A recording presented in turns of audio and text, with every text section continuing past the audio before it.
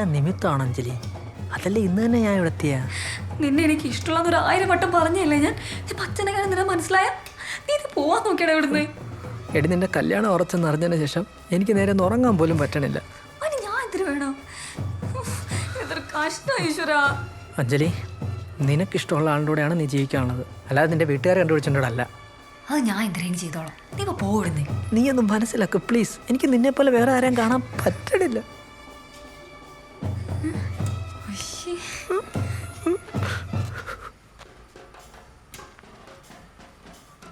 നമ്മളിവിടെയൊക്കെ മരണ വീട്ടിലെ അടി ആദ്യമായിട്ടാണല്ലേ ചേച്ചി? കൊല്ലത്തൊക്കെ ഉണ്ട്, ഇവിടെ ഇത് ആദ്യമായിട്ട് തന്നെ.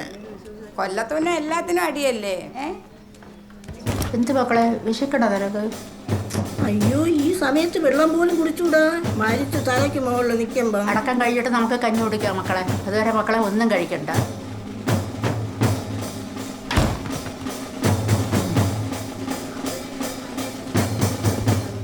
വിശക്കണി ചേച്ചി വല്ല ഇരിപ്പുണ്ട് അതിൻ്റെ തോണ്ട അവിടെ അടുക്കളയിൽ ചെന്നിട്ട് പൂണുളപ്പം. രാവിലെ നമ്മളോട് പണിക്ക് വരുമ്പോൾ ഒറ്റ കുഞ്ഞുങ്ങളില്ലാത്ത മിറ്റ് വരുന്നു. നീ ഒരാൾ വിചാരിച്ചപ്പോൾ കണ്ട ഞാൻ എന്ത് ചെയ്ത്? നീ ഒന്നും ചെയ്തില്ല. ഇന്ന് പയ്യന്മാരായിട്ട് പൊന്മുടി പോയായിരുന്നു ഞാനാണ്. എന്നെയാണ് എന്ന് പറഞ്ഞാൽ നിന്റെ കൈ കൊണ്ട് മരിക്കാനായിരിക്കും അമ്മച്ചിയുടെ വിധി. അപ്പൊ അതിന് നീ ഇവിടെ വന്നേ പറ്റൂ. ഇത് ചുമ്മാ ഇരുന്നാണ് ഒരുമാതിരി. നീ അമ്മച്ചി ശാപമൊന്നും കേട്ടിട്ടുണ്ടോ? ആന്ധ്രാണ്. ആരൊരുവൻ ഒരു അമ്മച്ചിയുടെ മരണത്തിന് കാരണമാവുന്നുവോ അവനും അവന്റെ 7 തലമുറയും നശിച്ച് പാളിസാവും. ഇത് മിണ്ടായിരുന്നാണ് ചുമ്മാ. അതിന് പരിഹാരമുണ്ട് കേട്ടാ. എന്തിനാണ്? കാശി പോണം. പോയിട്ട് കാശി പോയി 150 തവണ കുളിച്ചു തൊഴണം. പിന്നെ 1001 അമ്മമാരെ കാലി തൊട്ട് തൊഴണം. പിന്നെ 1000. അല്ല, ഈ കാശി എവിടെയാണ്? അത് രാമേശ്വരത്തിനടുത്ത് എവിടെയാണ്? പിന്നെ വിശക്കണ്ടാ, പോയി 2 ഊണ് മേടിച്ചോണ്ട് വരൂ.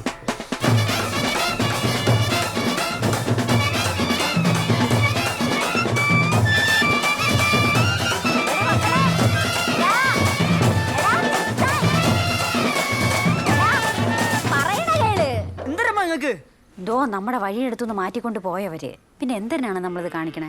മതിയാക്കിക്കൊടു. പിന്നെ എന്റെ അച്ഛൻ അടിച്ചിട്ട് ഞാൻ അവിടെ മിണ്ടായിരിക്കാനാ? നിന്റെ അച്ഛൻ അടി കിട്ടണത് ആദ്യം കേട്ടാ.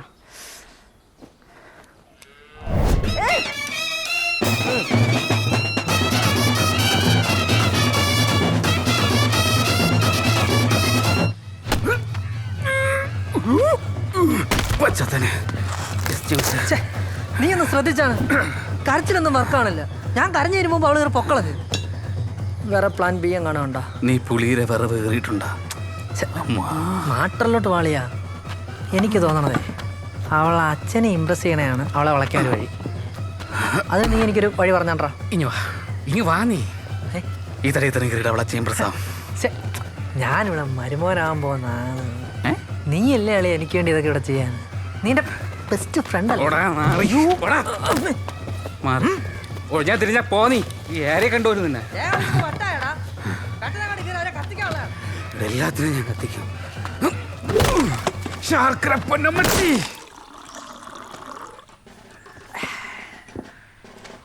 എന്നെ ഈ നാട്ടുകാരെ മൊത്തം മുമ്പ് വെച്ച് അടിച്ചിട്ട് ഞാൻ വെറുതെ ഇരിക്കും നിങ്ങൾക്ക് തോന്നണം? ആ മുരളി ഇന്ന് ഇവിടെ കിടന്ന് ഓടും. അതിന് മുരളി അല്ലല്ലോ നിന്നെ അടിച്ചേ, ആ സതീശനല്ലേ നിന്നെ അടിച്ചേ. അവൻ വെറും കൃമി. അവനെ ഞാൻ വേറെ വെച്ചിട്ടുണ്ട്. ഇന്ന് അവരെ കത്തിക്കാൻ പറ്റാതെ അവന്മാർ ഇവിടെ കിടന്ന് ഓടും. ഓ, ഓട്ടിക്കാൻ ചെന്ന് കയറിക്കോട്. ഇപ്പൊ കിട്ടിയണക്കായിരിക്കൂല. നിനക്കെന്താ അറിയാടി? അണ്ണാ, സുധാകരൻ മാമൻ ചാവണേന് മുമ്പ് ഇവിടുത്തെ വസ്തു സുധയ്ക്ക് എഴുതി കൊടുത്തെങ്കിലും അതിൽ സാവിത്രി അമ്മച്ചിക്ക് ജീവിതകാല അവകാശം വച്ചിട്ടുണ്ട്. ഇപ്പം മോളെ കല്യാണമായി. മുരളിക്കെത്തിയ വസ്തു വിൽക്കണം. സാവിത്രി അമ്മച്ചി ജീവിച്ചിരിക്കുമ്പം അതിലൊരു തുണ്ട് വസ്തു വിൽക്കാൻ അവർ സമ്മതിക്കൂല. അപ്പോൾ സാവിത്രി അമ്മച്ചി ചാവണം.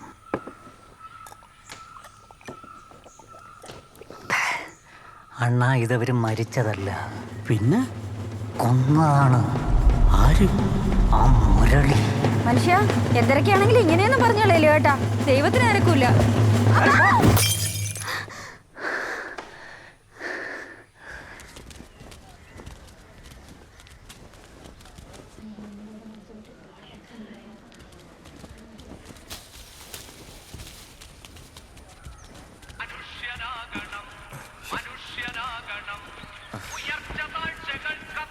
എന്തരടെ മുരളി ഇത്?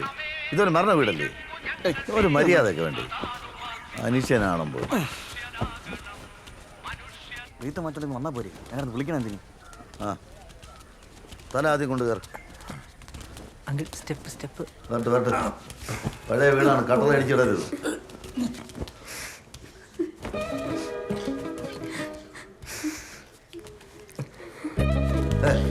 തല ഇങ്ങോട്ട് തെക്കോട്ട് വരട്ടെ. അപ്പുറത്തിപ്പുറത്തേ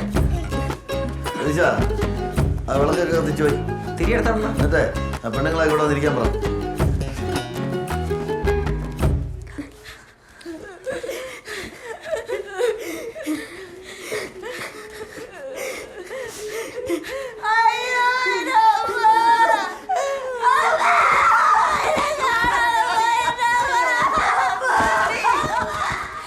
എടി, ആ പ്രാന്തൻ എന്തിന്റെ കുഴപ്പം?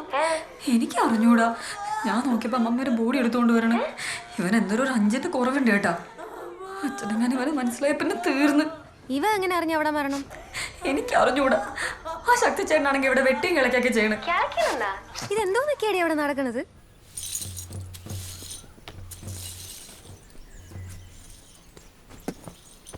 അണ്ണാ, ഒരാൾ മരിച്ചിട്ടാണ് ആശുപത്രി കൊണ്ട് കയറ്റണമെങ്കിൽ പോസ്റ്റ്മോർട്ടം നടത്തണ്ടേ അണ്ണാ? അതിന് ആശുപത്രി ചെന്നിട്ടാണ് മരിച്ചെന്നല്ലേ അവന്മാർ പറയണ. നിങ്ങൾ എൻ്റെ കൂടെ പറഞ്ഞില്ലേ അണ്ണാ ഇവിടെ നിന്ന് എടുത്തോണ്ട് പോകുമ്പോൾ അവർ മരിച്ചെന്ന്? അതുള്ള തന്നെ. ആ, അത് നിങ്ങൾ പോലീസ് സ്റ്റേഷനിൽ പറയണം. പോലീസാ?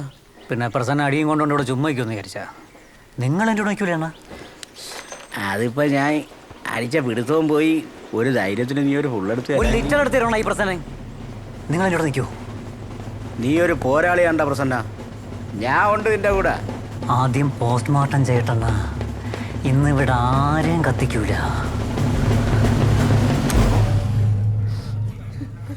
രതീഷേ, അത് ഇത്രയും ഒരുമിച്ച് വാരി കത്തിക്കണ്ട. അതിന്റെ പുക ക്യാൻസറസ് ആണ് തന്നെ. പെണ്ണുങ്ങളൊക്കെ മൂന്നുള്ളിൽ ഇവിടെ നിന്ന് ശ്വസിക്കാവുന്നതല്ലേ? എന്നാര് പറഞ്ഞു? ശാസ്ത്ര സാഹിത്യ പരിഷത്ത്. ആ ശരി. പറഞ്ഞേ ഓ അണ്ണാ, ഇവിടെ ശാസ്ത്ര സാഹിത്യ പരിഷത്താ അതോ കരയാവോ കാര്യങ്ങൾ ചെയ്യണത്? ശാസ്ത്ര അണ്ണാണ്ണൻ്റെ രീതിക്ക് ചെയ്യണം. ഇവിടെ പിടിച്ചാ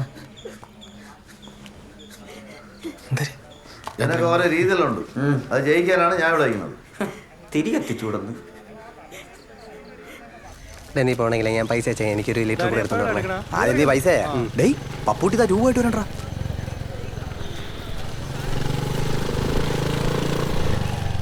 നീ ഇത് വിളിച്ച് പറഞ്ഞോ? അത് ഞാൻ പറഞ്ഞ മുരളിയണ്ണ ആരാണ് അവന്മാരുടെ അടുത്ത് ട്യൂബ് കൊണ്ട് വെച്ചേട്ടാൻ പറഞ്ഞത്?